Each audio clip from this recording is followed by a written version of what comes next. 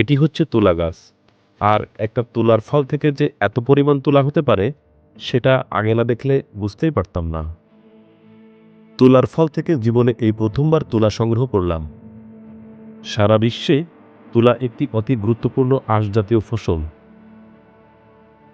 এদেশে তুলা উৎপাদনের যথেষ্ট সম্ভাবনা থাকলেও এখন পর্যন্ত তুলা উৎপাদনের পরিমাণ তেমন বেশি নয়।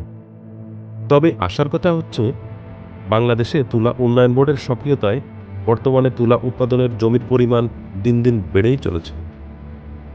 বর্তমানে এই হাইব্রিড তুলা চাষ খুবই লাভজনক।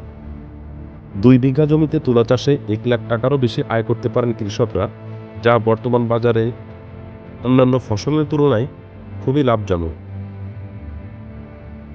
বিশ্বে প্রায় 75টি দেশে তুলা চাষ করা হয়। তুলা উৎপাদনকারী দেশ হিসেবে বাংলাদেশ 40তম অবস্থানে রয়েছে। এছাড়া ভারত, চীন, যুক্তরাষ্ট্র, অস্ট্রেলিয়া, মেক্সিকো, তুরস্ক, পাকিস্তান ও ব্রাজিল অন্যতম। আর তুলার ইতিহাস অনেক দিনের।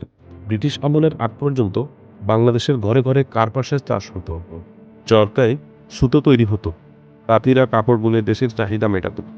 বিশ্ববিখ্যাত মসলিন কাপড় ও অন্যান্য সুতি বস্ত্র সমগ্র ইউরোপে রপ্তানি হতো। তুলা চাষের এই গ্রামটি যশোর মনিরামপুর উপজেলার ঝাপা গ্রামে।